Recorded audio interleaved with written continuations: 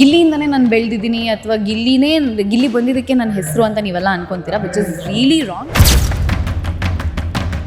ನಾನು ಕಾಂಟ್ರಿಬ್ಯೂಟ್ ಮಾಡದೆ ಹೋಗಿದ್ರು ಗಿಲ್ಲಿ ಅವತ್ತು ಕಾಣಿಸ್ಕೊತೀನಿ. ಗಿಲ್ಲಿ ಬಗ್ಗೆ ಮಾತಾಡ್ತೀನಿ ಅನ್ನೋ ಕಾರಣ ಧನುಷ್ ಬಗ್ಗೆ ಮಾತಾಡಬಾರ್ದು ಅಂತಲೂ ಇಲ್ಲ. ನನ್ನ ಧನುನ ನೀವು ನೋಡಿದಾಗ ಆಕ್ಸೆಪ್ಟ್ ಮಾಡ್ಕೊಳ್ಳೋಕೆ ರೆಡಿ ಇಲ್ಲ ಅಷ್ಟೇ. ಬಟ್ ನನಗೆ ಧನುನೂ ಒಂದೇ, ಗಿಲ್ಲಿನೂ ಒಂದೇ. ಅದೇ ಗಿಲ್ಲಿ ಸಿನಿಮಾ ಮಾಡಿದಾಗ ಬಂದು ಥಿಯೇಟರಿಗೆ ನೋಡಿದ್ರು ಅಂದ್ಕೊಳ್ಳಿ ಅಷ್ಟು ಜನ, ಅವತ್ತು ಗಿಲ್ಲಿ ನಿಜವಾಗ್ಲೂ ಗೆದ್ದಿದ್ದಾನೆ ಅಂತ ಅರ್ಥ.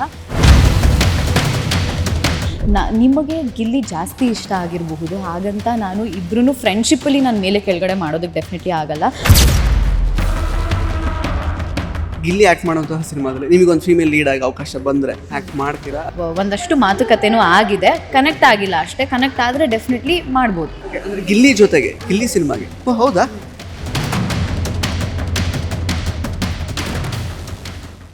ನಮಸ್ಕಾರ ಸ್ನೇಹಿತರೆ, ವಿಶ್ವವಾಣಿ ಟಿ ವಿ ಸ್ಪೆಷಲ್ನ ಈ ಒಂದು ವಿಶೇಷ ಸೆಗ್ಮೆಂಟಿಗೆ ಸ್ವಾಗತ. ನಾನು ಸುಜಯ್ ರಾಜ್. ಸ್ನೇಹಿತರೆ, ನಮ್ಮ ಜೊತೆಗೆ ನಟಿ ಯಶಸ್ವಿನಿ ಅವರು ಸಿಕ್ಕಿದ್ದಾರೆ. ಸೊ ಅವರನ್ನು ಮಾತಾಡಿಸ್ತಾ ಹೋಗೋಣ ಬನ್ನಿ. ಯಶಸ್ವಿನಿ ಅವರೇ, ಫಸ್ಟ್ಲಿ ನಿಮ್ಮ ಸ್ನೇಹಿತರ ಒಂದು ಸಿಂಗಲ್ ಹಾಡಿನ ಬಿಡುಗಡೆಗೆ ನೀವು ಬಂದಿದ್ದೀರಾ. ಧನುಷ್ ಮತ್ತು ಸ್ಪಂದನ ಅವರು ನಟಿಸಿರುವಂತಹ ಒಂದು ಸಿಂಗಲ್ ಹಾಡಿದು.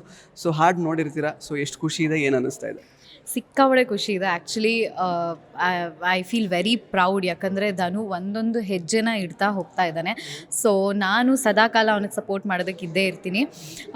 ಆ್ಯಂಡ್ ಆಲ್ಸೋ ಈ ಒಂದು ಯುನೀಕ್ ಪ್ರಯತ್ನದಲ್ಲಿ ಐ ಥಿಂಕ್ ಆಲ್ರೆಡಿ ಈ ಒನ್ ಅಂತಲೇ ಹೇಳ್ಬೋದು, ಯಾಕಂದರೆ ತುಂಬ ಚೆನ್ನಾಗಿ ಬಂದಿದೆ ಆಲ್ಬಮ್ ಸಾಂಗ್. ಹಾಗೆ ಅವನು ತುಂಬ ಚೆನ್ನಾಗಿ ಕಾಣಿಸ್ಕೊಂಡಿದ್ದಾನೆ.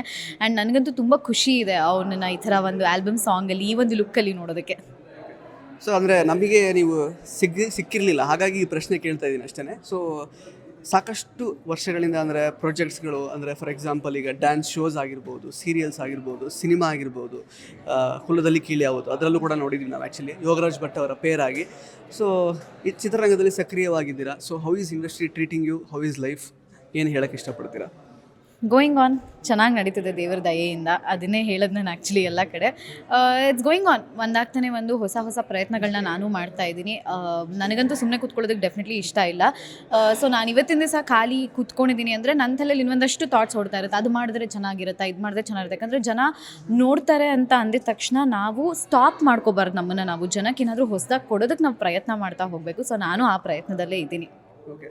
ಸೊ ಅಂದರೆ ಈಗ ಮಲ್ಟಿಪಲ್ ಲ್ಯಾಂಗ್ವೇಜಸಲ್ಲಿ ಸೀರಿಯಲ್ಸ್ ಮಾಡ್ತಾ ಇರೋವಂಥದ್ದು, ಪ್ಲಸ್ ಜೊತೆಗೆ ಡ್ಯಾನ್ಸ್ ಶೋಸ್ ಮಾಡೋದು, ಅಂದರೆ ಹೇಗೆ ಮಲ್ಟಿಪಲ್ ಪ್ರಾಜೆಕ್ಟ್ಸ್ನ ಯಾವ ರೀತಿ ಹ್ಯಾಂಡಲ್ ಮಾಡ್ತೀರಾ? ದಿನಾನ ಯಾವ ರೀತಿ ನೀವು ಆ್ಯಕ್ಚುಲಿ ಡಿವೈಡ್ ಮಾಡ್ಕೋತೀರಾ ಅಂತ?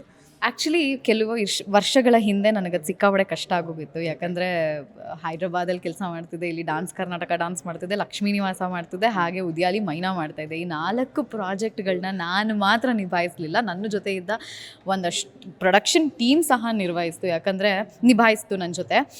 ನಾನು ಒಬ್ಬಳೇ ಅದನ್ನು ನಿಭಾಯಿಸೋಕ್ಕಾಗಿದ್ದರೆ ಡೆಫಿನೆಟ್ಲಿ ನನ್ನ ಕೈಲಿ ಆಗ್ತಾ ಇರಲಿಲ್ಲ ಅನಿಸುತ್ತೆ. ಅವರು ಸಪೋರ್ಟ್ ಕೊಟ್ಟು, ಇಲ್ಲ ನೀನು ಮಾಡ್ತೀಯಾ ಮಾಡು ಅಂತ 4 ಪ್ರೊಡಕ್ಷನ್ ಹೌಸು ನನಗೆ, ಇಲ್ಲ ನೀನು ಒಂದು ಹೆಜ್ಜೆ ಇಡು, ನಾವು ನಿಂತ್ಕೊತೀವಿ ಅಂತ ಹೇಳೋದಕ್ಕೆ ನಾನು ಅಷ್ಟನ್ನು ನಾನು ನಿಭಾಯಿಸೋದಕ್ಕೆ ಸಾಧ್ಯ ಆಯಿತು. ತುಂಬ ಚೆನ್ನಾಗಿರುತ್ತೆ ಆ್ಯಕ್ಚುಲಿ. ನಾವು ಆರ್ಟಿಸ್ಟ್ಗಳಿಗೆ ಕೆಲಸನೇ ಒಂಥರ ಹುಚ್ಚಿದ್ದಂಗೆ. ಆ ಕೆಲಸ ಸಿಕ್ಕಿದ್ರೆ ಯಾಕೆ ಮಾಡಲ್ಲ. ಸೊ ಈಗ ಪ್ರಾಜೆಕ್ಟ್ಸ್ ಅಂತ ಬಂದರೆ ಸೀರಿಯಲ್ಸ್, ಸಿನಿಮಾ ಮತ್ತು ಡ್ಯಾನ್ಸ್ ಶೋಸ್ ಎಲ್ಲ ಆಗಿದೆ. ಬಟ್ ಈಗ ಅಂದರೆ do you think is it time, ಯಾಕಂದರೆ ಈ ಥರದೊಂದು ಬಿಗ್ ಬಾಸ್ ಶೋ ಅಲ್ಲಿ ಬರುವಂಥದ್ದು, ಪ್ಲಸ್ ಅಂದರೆ ನಿಮ್ಮ ರಿಯಲ್ ಆಗಿ ಯಶಸ್ವಿನಿ ಅವರು ಯಾವ ರೀತಿ ಇರ್ತಾರೆ ಅಂತ ಜನಗಳ ಮುಂದೆ ಅಂದರೆ ಪ್ರೆಸೆಂಟ್ ಮಾಡುವಂತಹ ಒಂದು ಟೈಮ್ ಬಂದಿದೆ ಅಂತ ಅನ್ಸುತ್ತಾ? ನೆಕ್ಸ್ಟ್ ಬಿಗ್ ಬಾಸ್ ಸೀಸನ್ 13ಗೆ ಆಫರ್ ಬಂದರೆ ಹೋಗ್ತೀರಾ, ಹೇಗೆ? ಗೊತ್ತಿಲ್ಲ, ಸದ್ಯಕ್ಕೆ ಅದ್ರ ಬಗ್ಗೆ ಅಂತೂ ಯೋಚನೆ ಮಾಡಿಲ್ಲ. ಆ ಟೈಮಲ್ಲಿ 1-2 ಸಲ ಹೋಗಬೇಕಾಗಿರೋ ಸಂದರ್ಭಗಳು ಬಂತು, ಬಟ್ ಕಾರಣಾಂತರಗಳಿಂದ ಹೋಗಲಿಲ್ಲ ನಾನು ಸಹ. ಸೊ ಅದೇ ಕಾರಣಾಂತರಗಳು ಮತ್ತೆ ಅಡ್ಡ ಬಂದರೆ ನನಗೆ ಗೊತ್ತಿಲ್ಲ, ಅಥವಾ ಯಾವುದೇ ಕಾರಣ ಬರದೆ ಓಕೆ ಈ ಒಂದು ಸೀಸನ್ ನಾನು ಹೋಗಬೇಕು ಅನ್ನೋ ಹಾಗೆ ಬಂದರೆ ಹೋಗ್ಬೋದೇನೋ. ಸೊ ಇಂಡಸ್ಟ್ರಿಯಲ್ಲಿ ಒಂದು ಕಾಲಿಟ್ಟು ಏನೋ ಒಂದು ಕೆಲಸನ ಶುರು ಮಾಡುವಾಗ, ಅಥವಾ ಇಲ್ಲೊಂದು ನಿಚ್ನ ಕ್ರಿಯೇಟ್ ಮಾಡಬೇಕು ಅಂತ ಅಂದ್ಕೊಳ್ಳುವಾಗ ಡೆಫಿನೆಟ್ಲಿ ಬೇರೆ ಒಂದು ಬ್ಯಾಕ್ಗ್ರೌಂಡಿಂದನೇ ನೀವು ಬಂದಿರೋದು. ಲೈಕ್ ಅಂದರೆ ಮನೇಲಿ ಯಾರು ನಿಮಗೆ ಬ್ಯಾಕ್ಗ್ರೌಂಡ್ ಅಥವಾ ಗಾಡ್ ಫಾದರ್ ಯಾರೂ ಇಲ್ಲ. ಬಟ್ ಅಂದರೆ ನೀವು ಕಲಿತಂತಹ ವಿದ್ಯೆಗೂ ಇದಕ್ಕೂ ಸಂಬಂಧ ಇಲ್ಲದೆ ಇರುವಾಗ ಇದನ್ನು ಮಾಡ್ತೀನಿ ಅಂತ ಹೇಳುವಾಗ ಪೇರೆಂಟ್ಸ್ದು ಸಹಕಾರ ಎಲ್ಲ ಹೇಗಿತ್ತು? ಆಯ್ತಮ್ಮ ನೀನು ಸೀರಿಯಲ್ ಮಾಡ್ತೀಯಾ ಹೋಗು ಅಂತ ಹೇಳಿದ್ರಾ, ಅಥವಾ ಹೇಗೆ? ಇಲ್ಲ, ಆ್ಯಕ್ಚುಲಿ ನನ್ನ ತಾಯಿ, ತಂದೆ, ನನ್ನ ತಮ್ಮನೇ ನನ್ನನ್ನು ಇದಕ್ಕೆ ಕಳಿಸಿದ್ದು. ನನ್ನ ಕಾಲೇಜಲ್ಲಿ ಇರಬೇಕಾದ್ರೆ ನನ್ನ ತಮ್ಮ ಒಂದು ಆ್ಯಕ್ಟಿಂಗ್ ಅಕಾಡೆಮಿಲಿ ಕೆಲಸ ಮಾಡ್ತಿರ್ಬೇಕಾದ್ರೆ ಅವಕಾಶಗಳು ನನಗೆ ಬಂತು. ಸೊ ಮಾಡು ಅಂತ ಹೇಳಿ ನನ್ನ ತಾಯಿ ನನ್ನ ಡೇ 1ಇಂದ ನನ್ನನ್ನು ಇವತ್ತಿನವರೆಗೂ ನನ್ನ ತಾಯಿ ನನ್ನ ಜೊತೆ ಟ್ರಾವೆಲ್ ಮಾಡ್ತಾ ಇದ್ದಾರೆ. ಸೊ ನನ್ನ ಪೇರೆಂಟ್ಸ್ ಸಪೋರ್ಟ್ ಸಿಕ್ಕಾಪಟ್ಟೆ ಇದೆ. ಅದಕ್ಕೆ ನಾನು ಇನ್ನೊಂದು ಸ್ಟೇಟಿಗೆ ಸಹ ಹೋಗಿ ಕೆಲಸ ಮಾಡೋದಕ್ಕೆ ಆಗ್ತಾ ಇರೋದು. ಇನ್ನು ಆ್ಯಕ್ಚುಲಿ ತುಂಬ ನಿಮ್ಮ ಹೆಸರು ತಳುಕು ಹಾಕಿಕೊಂಡಿದ್ದು, ಪ್ಲಸ್ ನೀವು ಎಷ್ಟರ ಮಟ್ಟಿಗೆ ತುಂಬ ಅಂದರೆ ಒಂದು ಒಳ್ಳೆ ಮನಸ್ಸಿನವರು ಅಂತ ಜನಗಳಿಗೆ ಜಾಸ್ತಿ ಒಂದು ರೀತಿ ಪ್ರೀತಿ ತೋರಿಸೋ ಥರ ಆಗಿದ್ದು ನಿಮ್ಮ ಮತ್ತು ಗಿಲ್ಲಿ ಅವರ ಒಂದು ಬಾಂಡಿಂಗ್ನಿಂದ ಆ್ಯಕ್ಚುಲಿ. ಸೊ ನೀವು ಅವರಿಗೆ ಸಿಕ್ಕಾಪಟ್ಟೆ ಸಪೋರ್ಟ್ ಮಾಡಿದಿರಿ ಬಿಗ್ ಬಾಸ್ ಮನೇಲಿದ್ದಾಗ. ಅಫ್ಕೋರ್ಸ್ ಭರ್ಜರಿ ಲೈಕ್ ಬ್ಯಾಚುಲರ್ಸ್ ಟೈಮಿಂದನೂ ನೀವು ಅವ್ರನ್ನ ನೋಡ್ತಾ ಬರ್ತಾ ಇದ್ದೀರಾ. ಗಿಲ್ಲಿ ಈಸ್ ಲೈಕ್ ಒಂಥರ ಹೌಸ್ ಹೋಲ್ಡ್ ನೇಮ್ ಇವಾಗ ಆ್ಯಕ್ಚುಲಿ ಕರ್ನಾಟಕದಲ್ಲಿ. ಅವರ ಒಂದು ಇಷ್ಟರ ಮಟ್ಟಿಗಿನ ಒಂದು ರೀಚ್ ಬಗ್ಗೆ ಮತ್ತು ಅವರಿಗೆ ಜನಗಳು ಕೊಡ್ತಾ ಇರುವಂತಹ ಪ್ರೀತಿ ಬಗ್ಗೆ ಏನು ಹೇಳೋಕ್ಕೆ ಇಷ್ಟಪಡ್ತೀರಾ? ಸಿಕ್ಕಾಪಟ್ಟೆ ಖುಷಿ ಆಗುತ್ತೆ. ಯಾಕಂದರೆ ಆ ಒಂದು ಕ್ರೇಜ್ನ ನಾವು ಇತ್ತೀಚಿನ ದಿನಗಳಲ್ಲಂತೂ ನೋಡೇ ಇಲ್ಲ. ನಾನು ಅವನ ಜೊತೆ ಕೆಲಸ ಮಾಡ್ತಿದ್ದೆ, ನಾವಿಬ್ಬರು ಕೆಲಸ ಮಾಡ್ತಿದ್ದ ದಿನಗಳನ್ನ ನೆನೆಸ್ಕೊಂಡು ಇವಾಗ ಗಿಲ್ಲಿ ಎತ್ತರಕ್ಕೆ ಹೋಗ್ಬಿಟ್ಟಿದ್ದಾನೆ. ಅದನ್ನು ನೋಡಿದಾಗ ತುಂಬ ಹೆಮ್ಮೆ ಅನಿಸುತ್ತೆ. ಈ ವ್ಯಕ್ತಿ ಜೊತೆ ನಾನು ಕೆಲಸ ಮಾಡಿದ್ದೀನಿ ಅಂತ ಹೇಳ್ಕೊಳ್ಳೋದಕ್ಕೆ ನನಗೂ ಖುಷಿ ಆಗುತ್ತೆ. ಆ್ಯಂಡ್ ಜನ ಅವನನ್ನು ಇಷ್ಟು ಚೆನ್ನಾಗಿ ಅಕ್ಸೆಪ್ಟ್ ಮಾಡಿದ್ದಾರೆ ಅಂತಂದರೆ ಅದು ಅವ್ನ ಪುಣ್ಯನೇ ಇರಬೇಕು. ಅನ್ನೋದನ್ನು ಎಷ್ಟು ಮಟ್ಟಿಗೆ ಉಳಿಸ್ಕೊಂಡು ಹೋಗ್ತಾನೆ ಅನ್ನೋದು ಆ್ಯಕ್ಚುಲಿ ಅವನಿಗೆ ಬಿಟ್ಟಿರೋದು. ಸೊ ಬಿಗ್ ಬಾಸ್ ಮನೆಯಿಂದ ಆಚೆ ಬಂದಮೇಲೆ ಗಿಲ್ಲಿ ಜೊತೆಗೆ ಕಾನ್ವರ್ಸೇಷನ್ ಆಗಿದೆಯಾ? ಮಾತಾಡಿದಾರ ಫೋನಲ್ಲಿ ಇಲ್ಲಿವರೆಗೂ? ಮೂರು ತಿಂಗಳಾಯ್ತು ಈಗ ಆಲ್ಮೋಸ್ಟ್. ಮಾತಾಡಿದ್ದಾನೆ. ಅಂದರೆ ಏನು ಮಾತಾಡಿದ್ರು ಜಾಸ್ತಿ ಅವ್ರು ಆ್ಯಕ್ಚುಲಿ ಸಿಕ್ಕಿರಲ್ಲ ಅಂತ ಅಂದ್ಕೊಳ್ತೀನಿ. ಸೊ ಅಂದರೆ ನೀವು ಸಾಕಷ್ಟು ವಿಷಯ ಎಲ್ಲ ಮಾಡಿದ್ರಿ, ಸಪೋರ್ಟ್ ಮಾಡಿದ್ರಿ, ಅದ್ರ ಬಗ್ಗೆ ಏನಾದ್ರು ಮಾತಾಡಿದ್ರಾ ಹೇಗೆ ಅಂತ? ಖಂಡಿತವಾಗ್ಲೂ ನಾನು ನಿನ್ನ ವೀಡಿಯೋಸ್ ಎಲ್ಲ ನೋಡಿದ್ದೀನಿ, ನೀನು ತುಂಬ ಚೆನ್ನಾಗಿ ಸಪೋರ್ಟ್ ಮಾಡಿದ್ಯಾ, ಥ್ಯಾಂಕ್ ಯು ಸೋ ಮಚ್, ತುಂಬ ಖುಷಿ ಆಯಿತು ನನಗೆ ಅಂತಲೂ ಹೇಳಿದ್ದಾನೆ. ಆ್ಯಂಡ್ ಅಫ್ಕೋರ್ಸ್ ಬಿಗ್ ಬಾಸಿಂದ ಬಂದಮೇಲೆ ನಾನು ಅವನಿಗೆ ಕಂಗ್ರ್ಯಾಚುಲೇಷನ್ಸ್ ಹೇಳೋಕ್ಕೆ ಅಂತ ಕಾಲ್ ಮಾಡಿದ್ದೀನಿ. ಅವನು ಅಷ್ಟೇ ಯಾವುದಾದ್ರೂ ಹೊಸ ಪ್ರಾಜೆಕ್ಟ್ ಮಾಡಬೇಕಾದ್ರೆ ಕಾಲ್ ಮಾಡಿ ಹೇಳ್ತಾನೆ, ನನ್ನ ಕೆಲಸ ಹಿಂಗೆ ನಡೀತದೆ ಹಾಗೆ ನಡೀತದೆ ಅಂತೆಲ್ಲ ಶೇರ್ ಮಾಡ್ಕೊತಾನೆ. ಮುಂಚೆ ಹೇಗಿದ್ದ ಹಾಗೆ ಇದ್ದಾನೆ. ಸೊ ಈಗ ಗಿಲ್ಲಿ ಆರ ಅಥವಾ ಗಿಲ್ಲಿ ಅಡಿಕ್ಟ್ಸ್ ಅಥವಾ ಸುಮಾರು ದಿನ ಲೈಕ್ ತುಂಬ ಲೈಕ್ ಎಷ್ಟೋ ನೂರಾರು ಫ್ಯಾನ್ ಪೇಜಸ್ ಈಗ ಆ್ಯಕ್ಚುಲಿ ಕ್ರಿಯೇಟ್ ಆಗಿಬಿಟ್ಟಿದೆ ಆ್ಯಕ್ಚುಲಿ. ಸೊ ಅಂದರೆ ಅವ್ರಿಗೆ ಸಿಕ್ಕಿರುವಂತಹ ಒಂದು ಸಪೋರ್ಟು ಅವ್ರು ತುಂಬ ದೊಡ್ಡದಾಗಿ ಏನಾದರೂ ಒಂದು ಮಾಡಬೇಕೀಗ. ಆ ಥರದೊಂದು ಸಪೋರ್ಟ್ ಸಿಗ್ತಿರುವಂಥದ್ದು ಅಂದರೆ ನಂಬರ್ಸ್ ಅಂತ ಹೇಳುವಾಗ ಕ್ರೋರ್ಸ್ ಟುಗೆದರ್ಸ್ ಎಲ್ಲ ಅವ್ರಿಗೆ ವೋಟ್ಸ್ ಎಲ್ಲ ಬಂದಿದ್ದು ಆ ಥರದ್ದೆಲ್ಲ ಆ್ಯಕ್ಚುಲಿ. ಏನಂದರೆ ಯಾವ ರೀತಿ ನೋಡೋಕೆ ನೀವು ಇಷ್ಟಪಡ್ತೀರ ಅವ್ರನ್ನ ಮುಂದಿನ ದಿನಗಳಲ್ಲಿ? ಒಂದು ಸಿನಿಮಾ ಅಂತ ಮಾಡಿದ್ರೆ ಜನ ಇಷ್ಟಪಡ್ತಿರೋದು ಒಂದು ಸೋಲೋ ಹೀರೋ ಮಾಡಿ, ನಾಟ್ ಲೈಕ್ ಮಾಸ್ ಆ ಥರದ್ದಲ್ಲ, ಅವ್ರಿಗೆ ಸೂಟ್ ಆಗುವಂಥ ಒಂದು ಸಿನಿಮಾ ಅವ್ರು ಮಾಡಬೇಕು ಅನ್ನೋ ಥರದ್ದೆಲ್ಲ ಜನ ಅಭಿಪ್ರಾಯ ವ್ಯಕ್ತಪಡಿಸ್ತಾರೆ. ಏನು ಹೇಳ್ತೀರಾ ಅದ್ರ ಬಗ್ಗೆ? ಹೌದು, ಆ್ಯಕ್ಚುಲಿ ನಾವು ಮೊದಲನೇದಾಗಿ ಒಂದು ಸೀರಿಯಲಿಗೆ ಬರ್ತೀವೋ, ಆಲ್ಬಮ್ ಸಾಂಗಿಗೆ ಬರ್ತೀವೋ, ನೆಕ್ಸ್ಟ್ ನಮ್ಮ ಹೆಜ್ಜೆ ಇರೋದೇ ಸಿನಿಮಾಗೆ ಅಂತ. ಇಷ್ಟು ವೈಡ್ ರೇಂಜಲ್ಲಿ ಜನ ಅವನನ್ನು ಆಕ್ಸೆಪ್ಟ್ ಮಾಡಿಕೊಂಡು ಬಿಗ್ ಬಾಸಲ್ಲಿ ಪ್ರೀತಿ ಕೊಟ್ಟಿದ್ದಾರೆ. ಅದೇ ಗಿಲ್ಲಿ ಸಿನಿಮಾ ಮಾಡಿದಾಗ ಬಂದು ಥಿಯೇಟರಿಗೆ ನೋಡಿದ್ರು ಅಂದ್ಕೊಳ್ಳಿ ಅಷ್ಟು ಜನ, ಅವತ್ತು ಗಿಲ್ಲಿ ನಿಜವಾಗ್ಲೂ ಗೆದ್ದಿದ್ದಾನೆ ಅಂತ ಅರ್ಥ. ಸೊ ನಾನು ಆ್ಯಕ್ಚುಲಿ ವೆಯ್ಟ್ ಮಾಡ್ತಾ ಇದ್ದೀನಿ ಅವನೊಂದು ದೊಡ್ಡ ಸಿನಿಮಾಲಿ ಕಾಣಿಸ್ಕೊಂಡಾಗ ಅದೇ ಅಷ್ಟೇ ಪ್ರೀತಿನ ಜನ ಕೊಟ್ಟಾಗ. ಯಾಕಂದರೆ ಇವಾಗ ಎಲ್ಲರೂ ನಾವು ಅದೇ ಹೇಳೋದು, ಥಿಯೇಟರ್ಗೆ ಹೋಗೋದೇ ಕಡಿಮೆ ಆಗಿಬಿಟ್ಟಿದೆ. ಆ ಒಂದು ಕೆಪಾಸಿಟಿ ಗಿಲ್ಲಿಲಿದೆ, ಅಷ್ಟು ಜನನ ಕರ್ಕೊಂಡು ಬಂದು ಕೂಡಿಸ್ತಾನೆ ಅಂತ ಅಂದ್ಕೊಂಡಿದ್ದೀನಿ. ಸೊ ಆದಷ್ಟು ಬೇಗ ಒಂದು ಸಿನಿಮಾ ಬರಲಿ. ಈ ಒಂದು ಆಪರ್ಚುನಿಟಿ ಗಿಲ್ಲಿ ಆ್ಯಕ್ಟ್ ಮಾಡುವಂತಹ ಸಿನಿಮಾದಲ್ಲಿ ನಿಮಗೊಂದು ಫೀಮೇಲ್ ಲೀಡ್ ಆಗಿ ಅವಕಾಶ ಬಂದರೆ ಆ್ಯಕ್ಟ್ ಮಾಡ್ತೀರಾ ಅಥವಾ ಯಾವ ರೀತಿ ಪಾತ್ರ ಅದಾಗಿರಬೇಕು ಅಂತ ಇಷ್ಟಪಡ್ತೀರಾ ಹೇಗೆ ಅಂತ?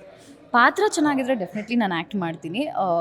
ಒಂದಷ್ಟು ಮಾತುಕತೆನೂ ಆಗಿದೆ, ಕನೆಕ್ಟ್ ಆಗಿಲ್ಲ ಅಷ್ಟೇ. ಕನೆಕ್ಟ್ ಆದರೆ ಡೆಫಿನೆಟ್ಲಿ ಮಾಡ್ಬೋದು. ಓಕೆ, ಅಂದರೆ ಗಿಲ್ಲಿ ಜೊತೆಗೆ ಗಿಲ್ಲಿ ಸಿನಿಮಾಗೆ? ಓ ಹೌದಾ?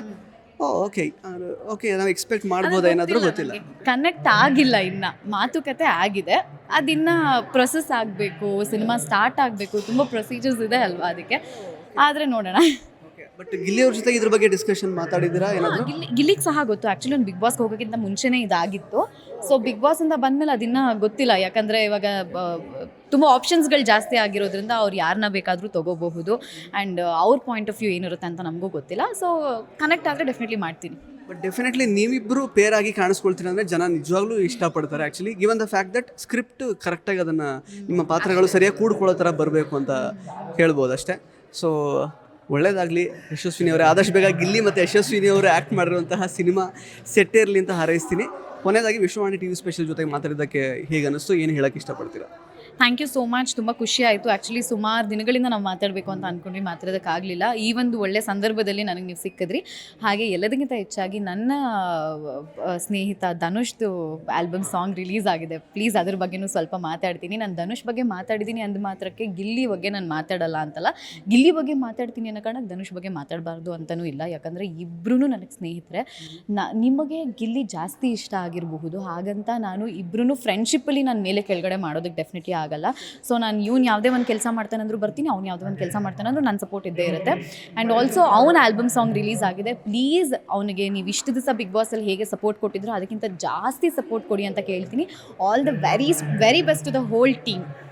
ಒಂದು ಲಾಸ್ಟ್ ಕ್ವಶನ್ ಮ್ಯಾಮ್, ಸಿನ್ಸ್ ನೀವು ಆ ವಿಷಯನ ತೆಗೆದಿದ್ದಕ್ಕೆ ಕೇಳ್ತಿರೋದು, ಈಗ ನೀವು ಧನುಷಿಗೆ ಸಪೋರ್ಟ್ ಮಾಡೋಕೆ ಬಂದಿದ್ದೀರಾ, ಯು ಮೈಟ್ ಎಕ್ಸ್ಪೆಕ್ಟ್ ಏನೋ ಒಂದು ಬ್ಯಾಡ್ ಕಮೆಂಟ್ಸ್, ನೆಗೆಟಿವ್ ಕಮೆಂಟ್ಸ್ ಎಲ್ಲ ನಿಮಗೂ ಬರೋಕ್ಕೆ ಸ್ಟಾರ್ಟ್ ಆಗ್ಬೋದು. ಈಗ ಅಕ್ಕ ನೀವು ಗಿಲ್ಲಿಗೆ ಸಪೋರ್ಟ್ ಮಾಡ್ತಿದ್ದೀರಿ, ಈಗ ಸಡನ್ನಾಗಿ ಧನುಷಿಗೆ ಮಾಡ್ತಿದ್ದೀರಾ ಹಾಗೆ ಹೀಗೆ ಅಂತ. ಧನುಷ್ ಮೇಲೆ ಅಂದರೆ ತುಂಬ ಹೇಟ್ರೆಡ್ನೆಸ್ ಜಾಸ್ತಿ ಆಗಿಬಿಟ್ಟಿದೆ ಇತ್ತೀಚಿನ ದಿನಗಳಲ್ಲಿ ಆ್ಯಕ್ಚುಲಿ, ಎಸ್ಪೆಷಲಿ ಗಿಲ್ಲಿ ಫ್ಯಾನ್ಸ್ ಅಂತ ಹೇಳ್ಕೊಂಡು ಕೆಲವೊಂದಷ್ಟು ಜನ ಮಾಡ್ತಾ ಇರೋವಂಥದ್ದು. ಏನು ಹೇಳೋಕ್ಕೆ ಇಷ್ಟಪಡ್ತೀರಾ ಎಸ್ಪೆಷಲಿ ಧನುಷ್ ಮತ್ತು ಕಾವ್ಯ ಅವರ ವಿಚಾರಕ್ಕೆ ಸಂಬಂಧಪಟ್ಟ ಹಾಗೆ? ಫ್ಯಾನ್ಸ್ ವಾರ್ ಅನ್ನೋದು ದೊಡ್ಡ ದೊಡ್ಡ ಘಟಿಗಳ ಮಧ್ಯೆನೇ ಇದೆ, ಇವ್ರುಗಳ ಮಧ್ಯೆ ಇರೋದು ಆಶ್ಚರ್ಯನೇ ಏನಲ್ಲ. ಅದೇ ನಾನು ಹೇಳೋದು, ಫ್ರೆಂಡ್ಶಿಪ್ಪಲ್ಲಿ ನಾನಂತೂ ಭೇದ ಭಾವ ಮಾಡೋದಕ್ಕೆ ರೆಡಿ ಇಲ್ಲ. ಗಿಲ್ಲಿ ನನಗೆ ಎಷ್ಟು ಒಳ್ಳೆ ಸ್ನೇಹಿತನೋ, ತನುಷ್ ಕೂಡ ನನಗೆ ಅಷ್ಟೇ ಒಳ್ಳೆ ಸ್ನೇಹಿತ. ನಾನು ಇಬ್ರಿಗೂ ಸಪೋರ್ಟ್ ಮಾಡ್ತೀನಿ, ಇಬ್ಬರು ನನಗೆ ಒಂದೇ ಸಮಾನೆ. ನನಗೆ ನಾನು ಗಿಲ್ಲಿ ಜೊತೆ ಸಾಕಷ್ಟು ಕಾಣಿಸ್ಕೊಂಡಿರೋದ್ರಿಂದ ನಿಮಗೆ ಗಿಲ್ಲಿಯಿಂದನೇ ನಾನು ಬೆಳೆದಿದ್ದೀನಿ ಅಥವಾ ಗಿಲ್ಲಿ ಬಂದಿದ್ದಕ್ಕೆ ನನ್ನ ಹೆಸರು ಅಂತ ನೀವೆಲ್ಲ ಅನ್ಕೊತೀರಾ, ವಿಚ್ ಇಸ್ ರಿಯಲಿ ರಾಂಗ್. ಇಬ್ಬರು ಈಕ್ವಲ್ ಆಗಿ ಕಾಂಟ್ರಿಬ್ಯೂಟ್ ಮಾಡಿದ್ರೆ ಆ ಒಂದು ರಿಯಾಲಿಟಿ ಶೋ ಅಲ್ಲಿ ವರ್ಕ್ ಆಗೋದು. ನಾನು ಕಾಂಟ್ರಿಬ್ಯೂಟ್ ಮಾಡದೆ ಹೋಗಿದ್ರು ಗಿಲ್ಲಿ ಅವತ್ತು ಕಾಣಿಸ್ಕೊತಿರ್ಲಿಲ್ಲ, ಗಿಲ್ಲಿ ಕಾಂಟ್ರಿಬ್ಯೂಟ್ ಮಾಡದೆ ಹೋಗಿದ್ರು ನಾನು ಕಾಣಿಸ್ಕೊತಿರ್ಲಿಲ್ಲ. ಸೊ ಸೇಮ್ ವೈಸ್ ನನಗೆ ಧನುಗೆ ಆ ಥರದ ಒಂದು ಪ್ಲ್ಯಾಟ್ಫಾರ್ಮ್ ಎಲ್ಲೂ ಸಿಕ್ಕಿಲ್ಲ. ನಾನು ಯಾವುದೇ ಸೀರಿಯಲಲ್ಲಿ ಸಹ ಮಾಡಿಲ್ಲ, ರಿಯಾಲಿಟಿ ಶೋ ಅಲ್ಲಿ ಸಹ ಮಾಡಿಲ್ಲ. ಅದಕ್ಕೆ ನನ್ನ ಧನುನ ನೀವು ನೋಡಿದಾಗ ಆಕ್ಸೆಪ್ಟ್ ಮಾಡ್ಕೊಳ್ಳೋಕೆ ರೆಡಿ ಇಲ್ಲ ಅಷ್ಟೇ. ಬಟ್ ನನಗೆ ಧನುನೂ ಒಂದೇ, ಗಿಲ್ಲಿನೂ ಒಂದೇ, ಇಬ್ಬರಿಗೂ ನಾನು ಸಪೋರ್ಟ್ ಮಾಡ್ತೀನಿ. ಸೊ ಆ ಕಾಂಟ್ರವರ್ಸಿ ಮತ್ತು ಕಮೆಂಟ್ಸ್ ಬಗ್ಗೆ ಏನು ಹೇಳ್ತೀರಾ? ಕಮೆಂಟ್ಸ್ ಬಂದೇ ಬರುತ್ತೆ, ಏನೂ ಮಾಡೋಕ್ಕಾಗಲ್ಲ. ನೀವು ಅರ್ಥ ಮಾಡ್ಕೋತೀರಾ ಅಂತ ಭಾವಿಸ್ತಿದ್ದೀನಿ, ಅರ್ಥ ಮಾಡ್ಕೊಳ್ಳಿ ದಯವಿಟ್ಟು. Thank you so much Yashaswini ಅವರೇ, ಒಳ್ಳೆಯದಾಗಲಿ ನಿಮ್ಮ ಮುಂದಿನ ಪ್ರಾಜೆಕ್ಟ್ಸಿಗೆ. ಥ್ಯಾಂಕ್ ಯು ನಮ್ಮ ಜೊತೆ ಮಾತಾಡಿದ್ದಕ್ಕೆ. Thank you so much. So ಸ್ನೇಹಿತರೆ, ಇದಾಗಿತ್ತು ಯಶಸ್ವಿನಿ ಅವರ ಮಾತುಗಳು. ಮತ್ತೆ ಭೇಟಿ ಆಗ್ತಾ ಇರೋಣ. ಧನ್ಯವಾದ. ಇಂಟ್ರೆಸ್ಟಿಂಗ್ ಮತ್ತು ಇನ್ಫಾರ್ಮೇಟಿವ್ ವಿಡಿಯೋಗಳನ್ನು ಮಿಸ್ ಮಾಡ್ಕೋಬೇಡಿ. ಈಗಲೇ ಸಬ್ಸ್ಕ್ರೈಬ್ ಮಾಡಿ.